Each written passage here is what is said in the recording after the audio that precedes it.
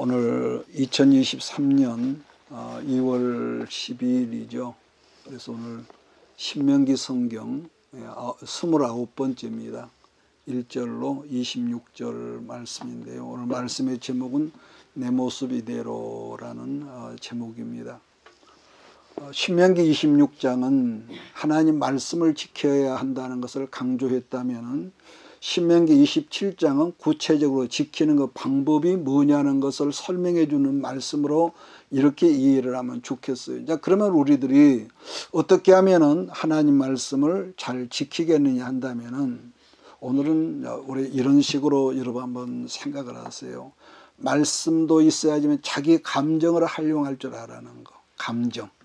하나님께서 창조할 때부터 사람에게 세 가지 인격을 주셨단 말이에요. 우리가 아는 대로 지성과 감성과 의지. 이걸 우리는 그것을 지정의라고 합니다. 그래서 언제나 이 지성이라고 하는 것은 하나님 말씀을 내가 듣고 받아들일 때에 여기서 감정이라는 지렛대를 사용해서 말씀을 받아들인다면은 이게 생각에 쉽게 흡수가 되죠. 자, 이것을 좀 더 쉽게 예를 든다면은 똑같은 집안의 일도 아내가 남편이 아내를 사랑하는 마음만 있다면은 어떤 일을 행할 때에 어렵지 않고 쉽게 하거든요. 그렇잖아요. 자, 그런데도 왜 이 부부지간에도 어떤 일을 도우면서 불편하다고 묻는다면은 사랑의 마음이 식어졌거든요. 그렇지 않겠습니까? 자, 이걸 또 다른 경우로 설명한다면은 젊었을 때 젊은 사람들 연애할 때에 이건 경험으로 표현한다면은 자, 이성 간에 사귀던 사람들이 멀리 약속 장소를 가까운 데가 아니라 먼 곳에 잡았는데도 그걸 멀다고 불평하는 이성 친구는 없죠. 그러나 사랑하지 않는 어떤 사람과 그러한 약속을 했다면 우선 부담되고 뭐죠? 또 불편하거든요. 그러니까 옛말에도 쇠가 달궈졌을 때 이 치라는 말처럼 모든 이 범사에서 특별히 우리가 말씀 앞에 있을 때도 우리 안에 감정을 사용할 줄 아는 그런 자세, 그런 지혜가 여러분에게 개발되기를 바랍니다. 예를 들자면은 기분이 나쁠 때에 내가 지금 상태가 이 나쁜 상태가 있을 때에 상대가 나를 거슬리게 한다면 예전 같은 그 자리에서 상대를 어떻게 하죠? 우리는 대번에 박살을 내지요. 내 입에서 거친 말이 나오고. 그런데 지금은 가급적 감정적인 내 상태가 좋지 않을 때는 어떤 말을 내뱉고 싶지만은 이것을 절제하는 거죠. 절제하는 거. 자, 그러므로 하나님께서는 언제나 말씀으로 우리를 이끄시고 말씀을 통해서 우리를 깨닫게 해주시지만 반면에 뭡니까? 말씀을 받는 우리에게 뜨거운 감정도 주셨단 말이에요. 그 감정이 있을 때에 뭐가 있습니까? 똑같은 말씀을 내가 순종해 들을 때에 같은 일도 별로 부담 없이 우리가 행하게 되지만은 이 감정이 완전히 내 안에 식어진 상태, 굳어진 상태에서 어떤 일을 봉사한다거나 또 헌신한다면은 똑같은 일도 어떻게 하죠? 부담되고 불편하단 말이에요. 자, 오늘 첫 번째 말씀은 말씀의 돌의 색이라고 그러는데 이게 무슨 말일까? 쉽게 말하면은 이걸 인위적으로 하지 말란 건데 큰 바위 같은 곳을 본문에 보니까 석회를 발라가지고 그 위에다가 그 말씀을 기록 안 하는 거. 그렇다면은 그것이 쉽겠습니까? 아니면 마음판에 새기는 것이 쉽겠습니까? 돌판에 새기는 것이 더 쉬울 것입니다. 왜냐 그러면은 먼저 돌판에 새기는 그 과정을 통해서 말씀을 기록하는 사람의 마음판에도 아울러서 이 말씀이 새겨지거든요. 그러니까 요즘은 옛날과 달라서 우리가 성경 말씀을 읽을 때에 뿐만 아니라 말씀을 들으면서 또 뭐가 있죠? 말씀을 눈으로 보거든요.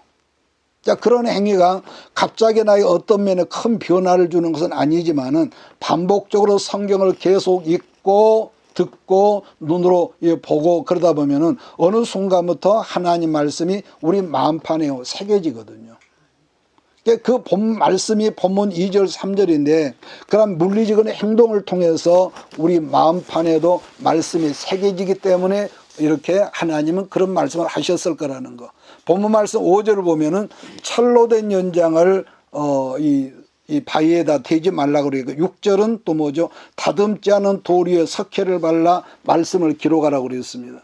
그러면 이게 무슨 의미고 그게 무슨 뜻이냐 했을 때에 여러분 우리의 신앙에는 언제나 자연스러운 것이 제일 좋습니다. 꾸미지 않는 거.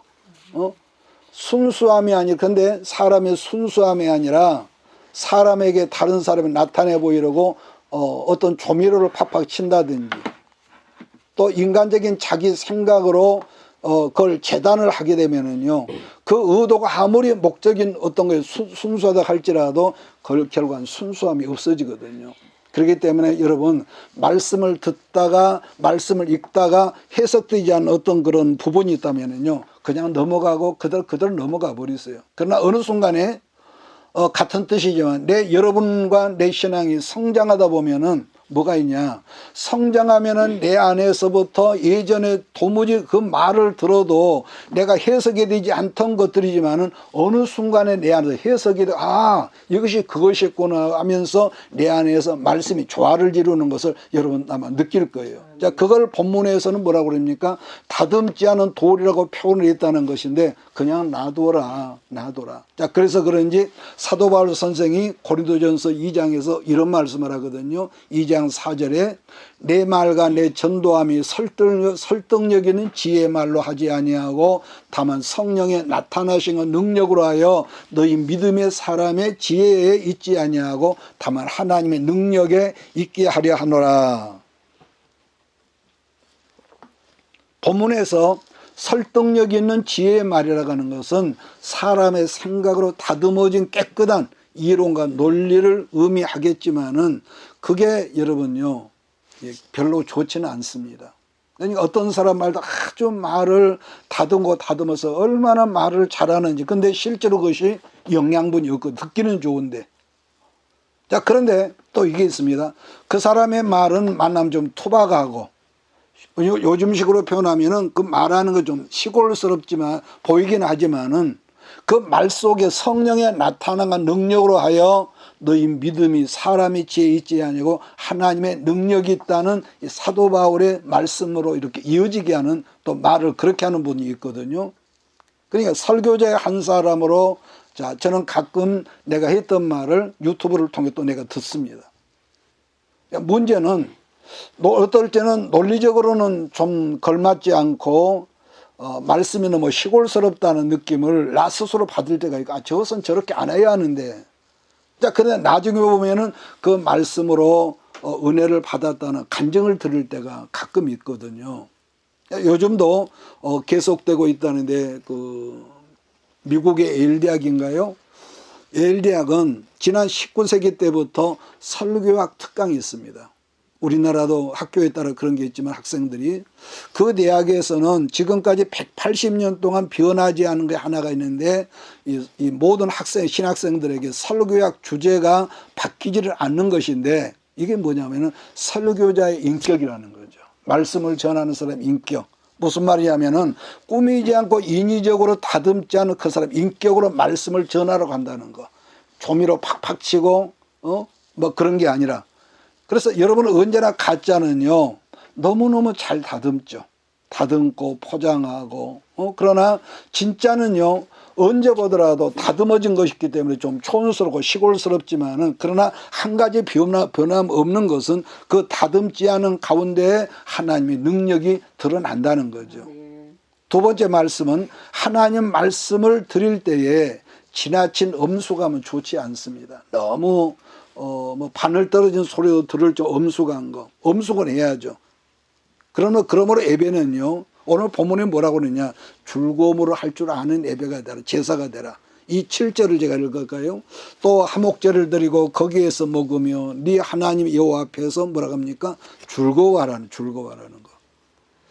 거. 전에 그 어떤 의학 잡지를 제가 그 병원에 있을 때 한번 보니까 사람은요 누구나 바뀌면은 죽는 병이 있고 또 하나 바뀌지 않으면 역시 죽는 병이 있대요.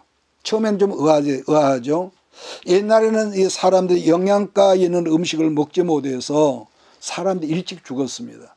자, 목사님이 어렸을 때는요 남자들이 보통 나이 40대 중반쯤 되면은 동네에서 어르신 대접을 받았습니다.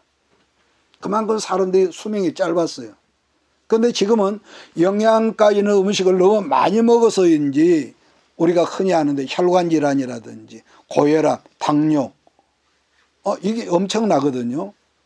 고혈압이나 당뇨는 사실 이게 혈관 이 피병이란 말이에요. 이 경우는 먹는 음식물이나 생활 습관을 바꾸면은 건강처럼 다시 회복이 되지 가능하지만 그러나 스스로 바꾸려는 의지가 없으면은 그 질병으로 그냥 죽더라는 거. 자, 그런데 가끔은 바꾼 사람들이 있대요.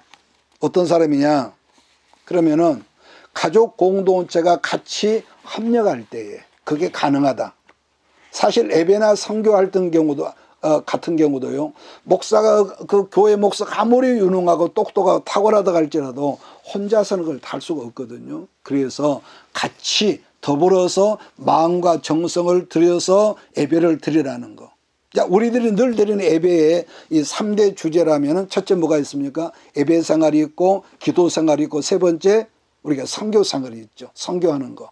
자, 그것을 혼자서 목사가 다 한다면 얼마나 힘들겠습니까? 그러나 더불어서 같이 하면 거기에서 즐거움도 있고 보람도 있고 이런 기쁨도 있거든요. 지금 7절 말씀이 그런 의미인데 화목제를 드리면서 즐겁게 순종하면은 어렵지 않다는 거. 자, 옛날 선생님이 시험을 치를 때 꼭 하시던 말씀이 있거든요. 어려운 문제를 붙들고 시간을 길게 끌지 말고 할 수만 있으면은 쉬운 문제부터 먼저 풀고 점차 어려운 문제로 나가라는 말씀이 생각이 나거든요. 비슷한 예인데 여러분 다니엘 성경 구약 6절 말씀을 보면은 다니엘이 티네이저 어린 나이에 포로로 잡혀와서 지금 어떻게 됩니까? 하나님의 은총으로 말미암아 한 나라의 총리가 됐습니다. 그런데 지금 상황은 어렵단 말이에요. 그런데 아무리 어렵고 힘든 상황 가운데 있다가 할지라도 그가 다니엘이 그런 상황에 세운 세 가지 인생 수칙이 있었다고 그랬습니다. 그게 뭐냐? 내일 내 생명의 끝이 온다고 할지라도 하루 3번씩 그리운 고국 예루살렘 성전의 방향을 바라보면서 무릎으로 기도했다는 거. 그것이 사실 어려운 건 아니거든요. 즉 단순한 것부터 계속 꾸준히 했다는 거. 꾸준히.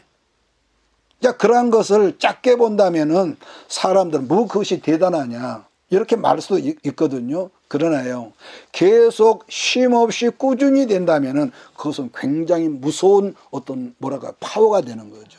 왜냐하면은 거기에서 능력이 나타나고 변화가 나타나니까. 제가 늘 했던 말이지만은 살다 보면은요. 예배를 빠질 수도 있지 않습니까? 어쩔 수 없이 빠질 때가 있어. 그런 상황이 오지만은 사실 우리들이 1년 50주 주간에 예배 한번 빠졌다고 하나님께서 화를 내가지고 벼락을 때리거나 그런 하나님은 아니란 말이에요. 자, 그런데 말입니다. 자, 저 같은 경우도 기도 생활을 계속 해오던 사람이 어느 날 어쩔 수 없이 새벽 기도를 한번 쉬었다. 이건 내 경우입니다. 쉬었는데 그러면 성령께서 그걸 책망하시냐? 그건 아니거든요. 그런데 내 경우에는 그 한 번, 두 번 빠진 것 때문에 뭔가는 모르지만은 내 심령 속에 어떤 커다란 구멍이 생긴 것 같다고 표현한다면은 조금 뭐 가장이라 할 줄 모르는데 그런 게 있어요. 그러니까 기도 생활이 깊어지고 하다 보면 그런 게 있거든요. 그게 사실 기도는요, 알고 보면은 힘든 노동 중에 노동이고 싸움 중에 싸움인데, 근데 기도 우리가 한 2시간 이렇게 하다 보면은 아이고 내가 오늘 하나님께 숙제했다, 얘들 말 맞다는 그런 생각이 들 때가 있거든요. 제가 어떤 책을 보니까 저자가 이런 말을 했었습니다. 아침에 한번 부부가 저녁에 한번, 그러니까 잠자리에 들기 전에 부부가 서로를 안아주십시오. 그런 이 표현이 있습니다. 그러니까 지금 아까 제가 다니엘의 경우도 말을 들었지만은 사실 그것이 별것은 아니거든요. 그러나 그것을 꾸준히 해오는 사람들은 뭐가 있느냐, 어떤 능력이 있느냐. 일생을 살면서 파고가 있고 시험이 있고 환란이 있거든요. 그런데 그러니 아침 저녁으로 꾸준히 부부가 서로 허그하는 사람은 뭐냐, 인생 속에서 흔들림의 파도가 있었지만은 인생 자체가 흔들림이 없다는 그런 말을 그분이 했다라는 거죠. 여러분 이해가 되십니까? 그게 단적으로 잘라놓으면 그게 별거 아니거든. 뭐 그럴 수도 있는 거지. 그게 여러분 부부 생활만 그러겠느냐? 그게 아니죠.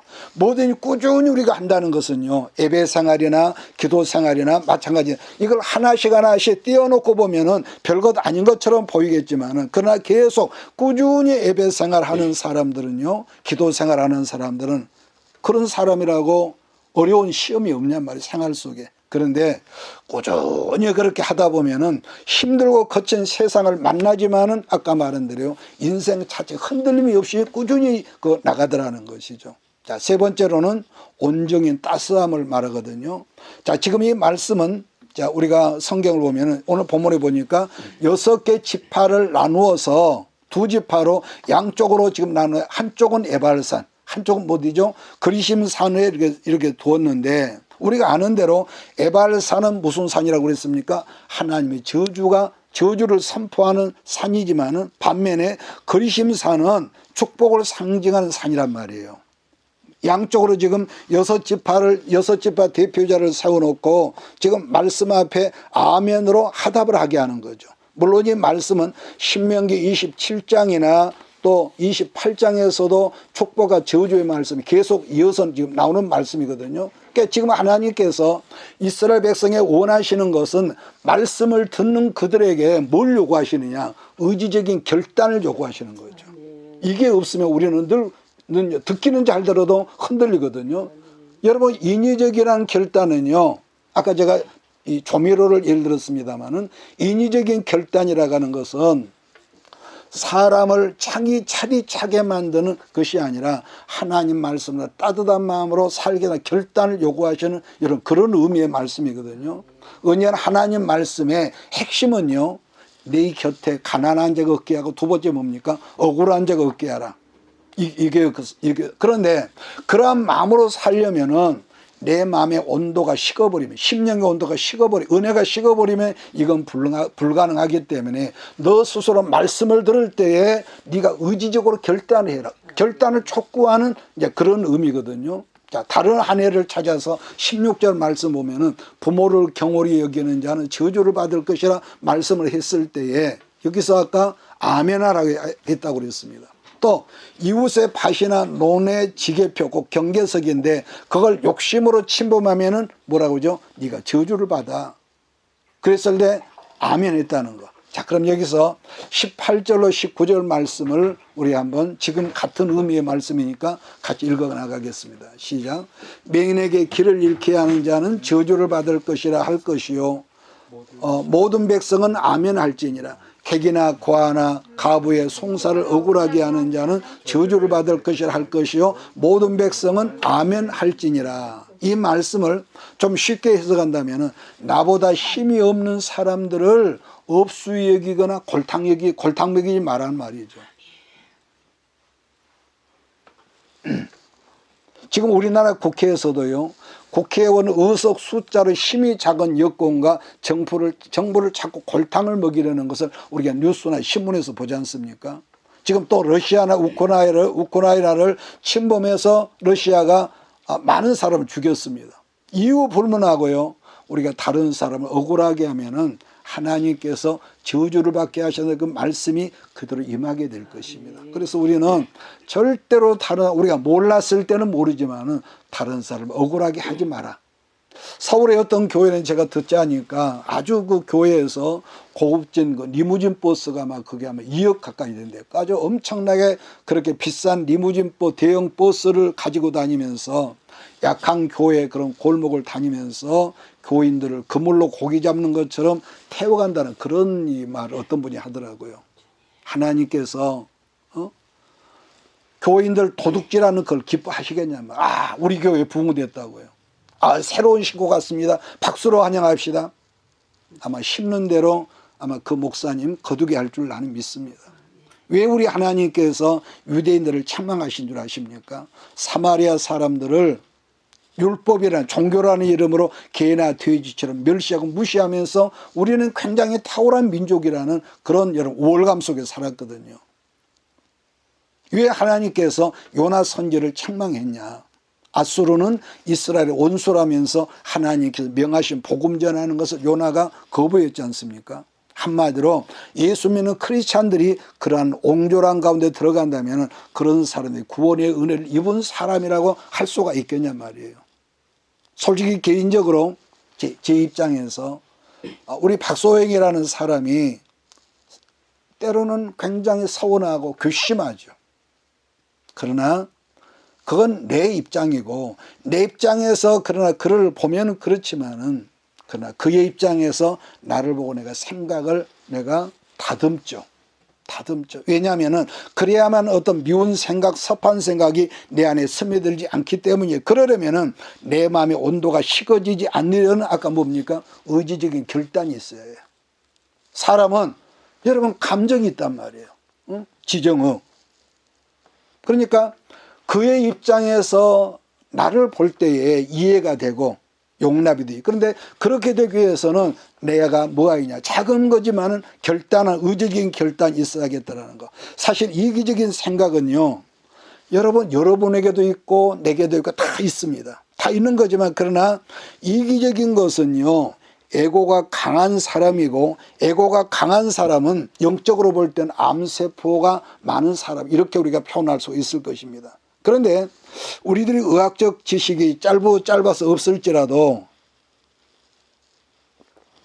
여러분 한 가지 아는 것은요. 암세포도 알고 보면은요. 내 몸에서 생겨 나온 나의 세포죠. 이해하십니까? 그래서 이 내 몸의 백혈구가 공격을 안 하고 내버려 두는 거예요. 내버려 두는 거. 그러니까 내 몸에서 생겨난 암세포란 사실 내가 먹는 음식이나 영양분 내 이 심장에서 보내지는 혈액 속에 있는 영양분을 얻어서 도둑질해서 먹다가 어느 날 드러난 이 세포가 암세포라는 거죠. 그런데 이 암이라는 세포는 아까 언급한 대로 내 몸 안에서 내 몸 세포에서 생겨난 돌연변이 세포지만은 진짜 문제는 뭐가 문제냐. 이 암세포는 스스로 죽어지질 않는다는 거예요. 이게 암세포의 특징입니다. 무슨 말이냐면은 우리 몸에 있는 모든 세포들은요. 어떤 시간이 되면 스스로 이거 죽어서 없어집니다. 우리 이마에는 눈썹도 어느 정도 크다가 자라면 더 이상 크지 않고 빠져버리거든요. 또 그 다음에 우리 몸에서 죽어진 세포들이 우리 피부에서 벗겨지는 뭡니까? 각질인 때죠, 때. 이게 때거든요. 그런데 이 못된 암세포, 이기적인 이 세포는 이게 뭐죠? 무한대로 증식을 해. 무한대로. 즉 죽지 않은 세포가 암세포란 거죠. 그래서 요즘 나온 어떤 약은요. 제가 보니까 암세포가 스스로 죽게 하는 약이 지금 나왔다. 그런 제가 한번 글을 본 적이 있습니다. 그러니까 상식적이지만은 암세포는 이게 있습니다. 여러분 우리가 면역력이 강하다고 죽는 세포는 아니거든요. 이게 특징이 있습니다. 따라서 암이라고 하는 것은 암에서 치유라고 하는 것은 수술의 약물이 아니라 암세포가 스스로 약해지고 스스로 죽어지는 그것을 온전한 치료라고 우리는 그렇게 말하죠. 그래서 이기적인 사람, 즉 에고가 강한 사람의 특징은 절대로 스스로 죽지 않기 때문에 그 사람을 지금 일컬어서 영적인 암세포가 많이 퍼진 사람 이렇게 우리가 말을 하죠. 그렇기 때문에 여러분 우리들 모든 사람 안에는 이 영적인 암세포 에고가 죽지 않으면 여러분도 나도 죽지 않으면 끝없는 욕심으로 다른 사람을 우리 해코지하고 미워하고 용서하지 않으며 그러나 예수님은 그 암세포 영적인 에고 암세포가 욕심 때문에 어떤 이 처방을 내리느냐 누가복음을 한번 찾아가면서 오늘 말씀을 정리하겠습니다. 누가복음 12장 16절로 20절입니다.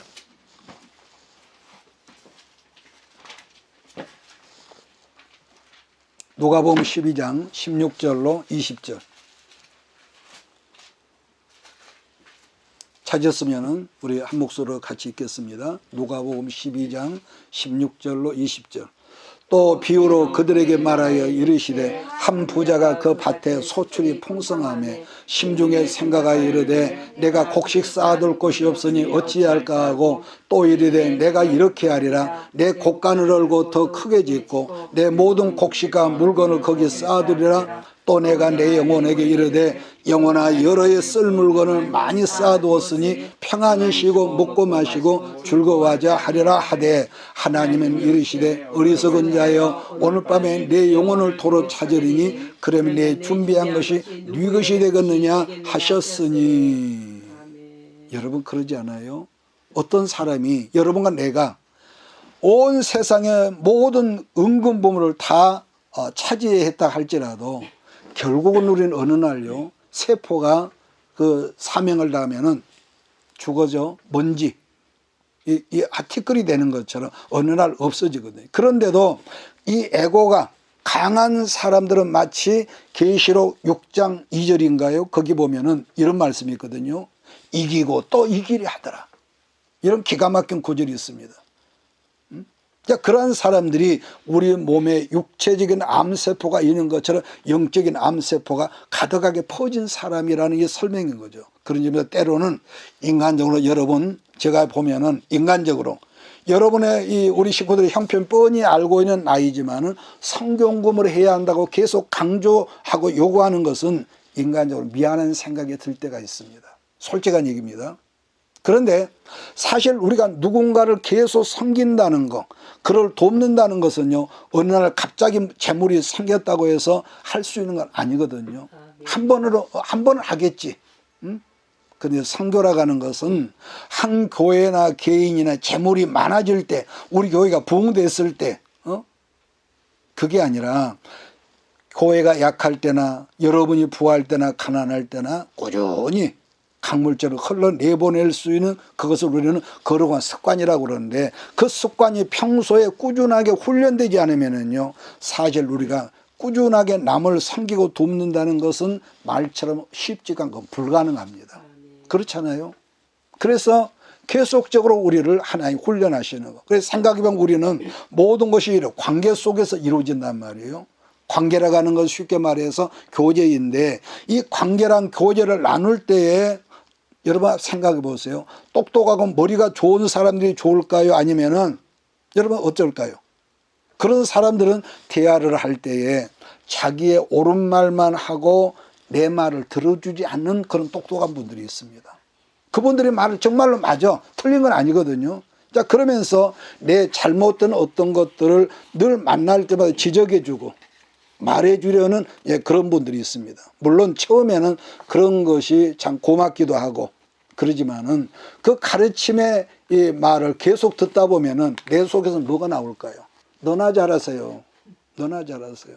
그런 말이 나오더라는 거죠. 그러므로 여러분 인간관계 속에서 열매를 거둔다는 게 뭐냐면요, 뭐 이것은 부부간도 맞아 모든 관계 속에서 정말로 제일 우리가 중요한 것이라면은 상대에게 내가 똑똑해 보이고 유능하게 보여지고 멋지게 보이는 것이 아니라 뭘까요? 상대가 사랑스러워지는 것입니다. 무슨 말 이해가 됩니까?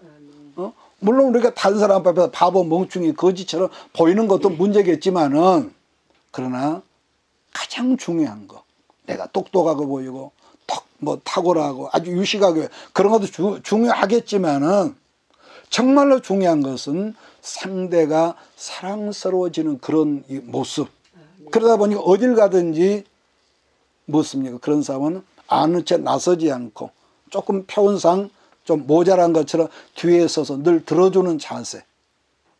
우리 예수님께서요 나이가 12살쯤 되었을 때에 성경에 뭐라고 예수님 표현했냐면은 하나님과 사람에게 더욱더 사랑스러워지시더라, 그런 표현이 있습니다. 여러분 율법의 정신이라고 하는 것은 우리들의 모든 율법정을 말씀을 다 지켜서 뭐가 되어진다는 것이 아니라 정말로 중요한 것은 여러분과 내가 하나님 앞에서 사랑스러운 어떤 이런 것들이 드러나야 하는 것을 믿습니다. 그래서 언제가 제가 그랬죠? 성경에서는 온유라고 하는 것은 성품이 원래 법 없이도 아무개나 살 수 있어. 여러분 그것은 말도 아닌 겁니다.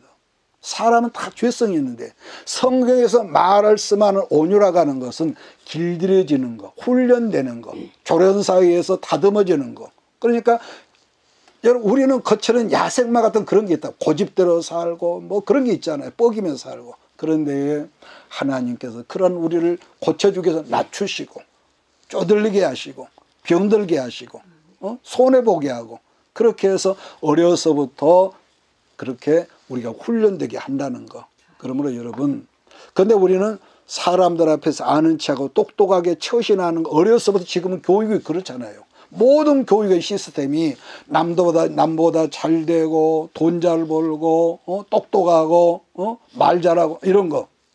그래서 우리들 주변에는 모든 아이들을 본다면은요 어떻습니까? 우리 아이들이 자라갈수록 사랑스러운 어떤 모습이 아니라 자랄수록 뭐가 있죠? 징글징글하고 거슬리고 아주 유아 독존, 독불장군 이런 말을 우리가 여러분 듣지 않습니까? 못 먹어서 그럴까요? 못 입어서 그럴까요? 모든 교육 시스템이 잘 나가고 유능해서 돈 잘 벌고 출세하는 거기에만 교육의 포커스가 맞추었지 어른을 공경해야 한다. 또 부모님 말씀을 순종해야 한다. 애의 바른 이런 애의에 대한 교육은요. 박물관의 어떤 골동품이나 된짐이 오래됐다고 해서 여러분 이런 과한 말이 아닐 거예요. 그러다 보니까 똑똑하고 유능을 해서 높은 자리에 올라갔지만은 그런 사람이 결국 뭐합니까? 나라 돈 도둑질 해먹고요. 세금 탈세하고 자기는 한 점 부끄러움 없다고. 그랬더니 들통이 나니까 그건 내가 실수했다고 거짓말하고요. 그러니까 똑똑하고 유능할지는 모르는데 너무 비인류적이고 비도덕적인 지도자들이 우리나라에도 너무 많은 걸 본단 말이에요. 그러다 보니까 유일한 대안은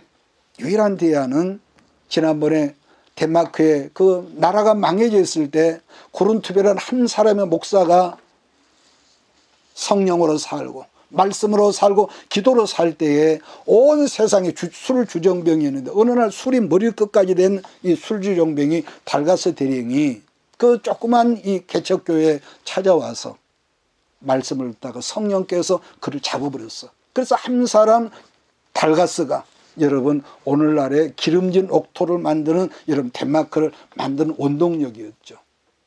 원동력이었단 말이에요.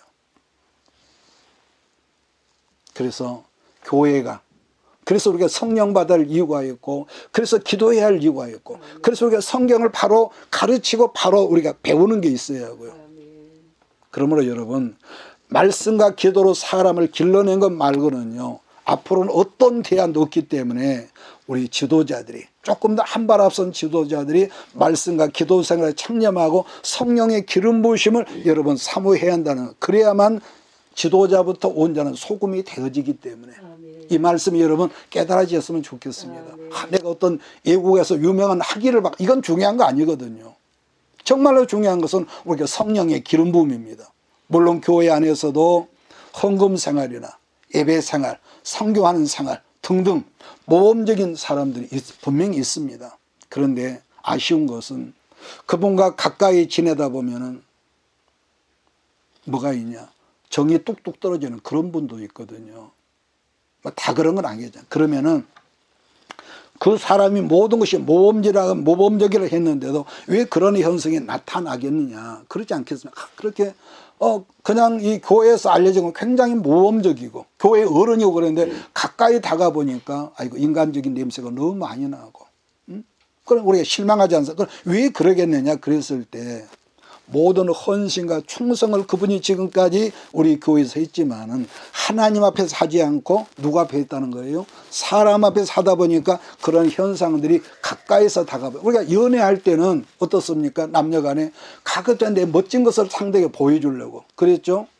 그래서 멋진 거 보여주고 말도 이쁘게 해주고 그렇죠. 근데 막상 같이 살다 보면은 이제 너무 또렷이 보이는 거예요. 너는 너무 잘 보이는 거예요. 옛날에 좋았다 옛날에 연애할 때는 좋게 보이던 것이 결혼해서 한 집에서 한 이불 속에 살다 보니까 야, 내 눈이 삐었어. 왜 그걸 내가 그때는 몰랐지? 후회한다는 거예요. 자, 우리가 성경 한 구절 보면서 오늘 시간 정리하겠습니다. 마태복음 6장 1절입니다. 마태복음 6장. 그래서 이런 부분은 굉장히 중요하기 때문에 우리가 꼭 여러분 그 언더라인을 해놓은 게 좋습니다. 마태복음 6장 1절로 4절입니다. 같이 볼까요? 사람에게 보이려고 그들 앞에서 너희 의를 행하지 않도록 주의하라. 그리야 아니면 하늘에 계신 너희 아버지께 상을 받지 못하느니라. 그러므로 구제할 때 외식하는 자가 사람에게서 영광을 받으려고 회당과 거리에서 하는 것 같이 너희 앞에 나팔을 불지 말라. 진실로 너희에게 이르노니 그들은 자기 상을 이미 받았느니라. 너는 구제할 때에 오른손이 하는 것을 왼손이 모르게 하여 내 구제함을 은밀하게 하라. 은밀한 중에 보시는 너희 아버지께서 갚으시리라. 아멘. 반면에 이런 사람도 있거든요. 한마디로 무능해서 정말로 답답해 보이고 사는 걸 보면은 지질이 고생도 많이 해서 그런지 생기가 없어 보이고 똑똑해 보이는 것은 정말로 하나도 없어 보이는 사람이 있거든요. 그런데 가까이 다가가서 지내다 보면은 뜻밖의 사랑스러운 모습이 그에게 보여지는 그런 관계의 사람을 우리가 만날 때가 있습니다. 그러니까 여러분 이건 여러분도 나도 똑같아요. 자기가 하나님 앞에 죄인이란 걸 알고 깨달은 사람은요 날뛰지 않습니다. 절대로 안 날뜁니다.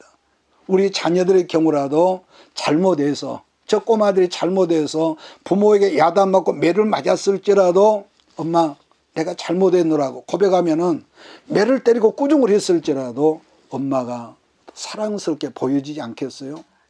근데 반대로 얘들이 크면은 이러려고 나를 낳냐고. 응? 그러는데 때리려면 때려보세요. 응? 엄마 자식 죽지 뭐 내가 죽나? 아니 나를 죽이라고. 이렇게 같은 내 배에서 태어난 아들이지 딸이지만 이런 식으로 데리고 간다면 아무리 부모인 내가 피를 묻혀서 낳았을지라도 그런 놈은 온수이지 사랑스럽다 말하겠냔 말이에요. 여러분 그렇습니까? 안 그렇습니까? 이건 누구도 똑같습니다.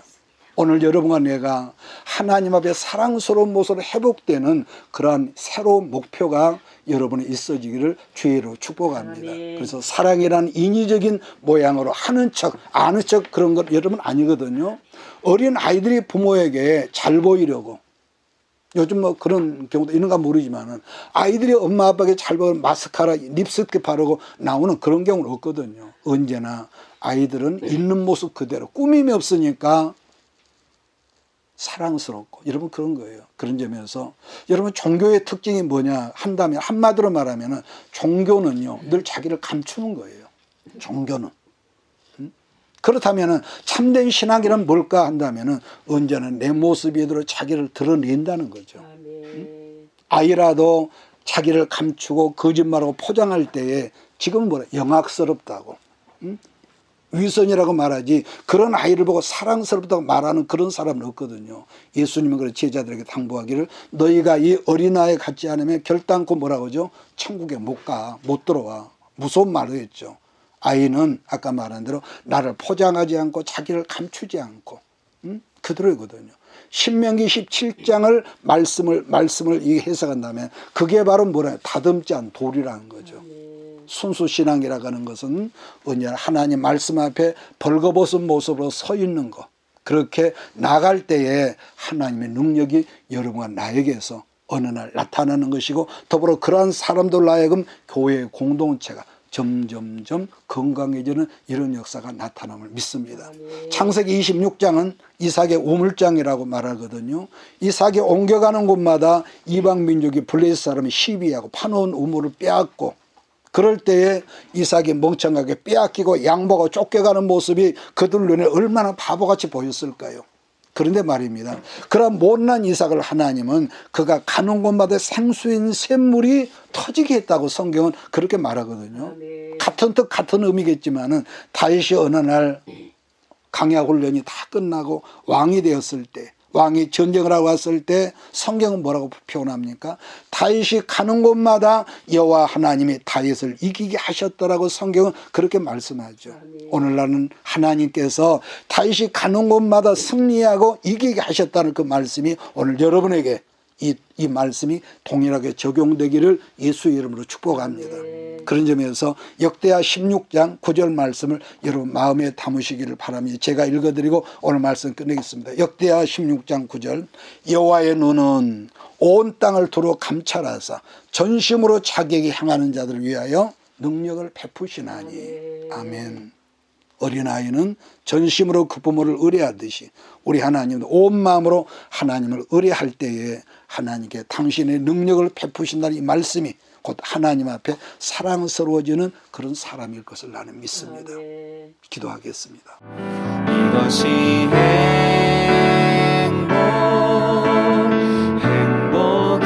행복이라오. 세상은 알 수 없는 하나님 선물. 이것이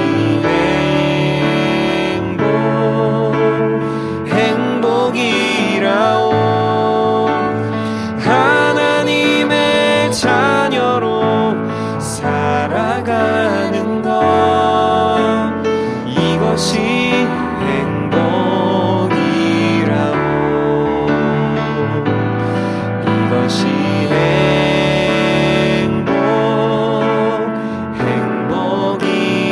행복이라오. 세상은 알 수 없는 하나님 선물. 이것이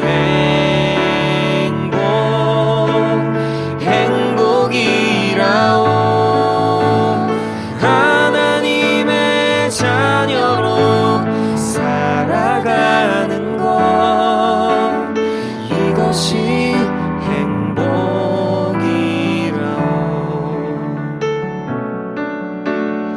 이것이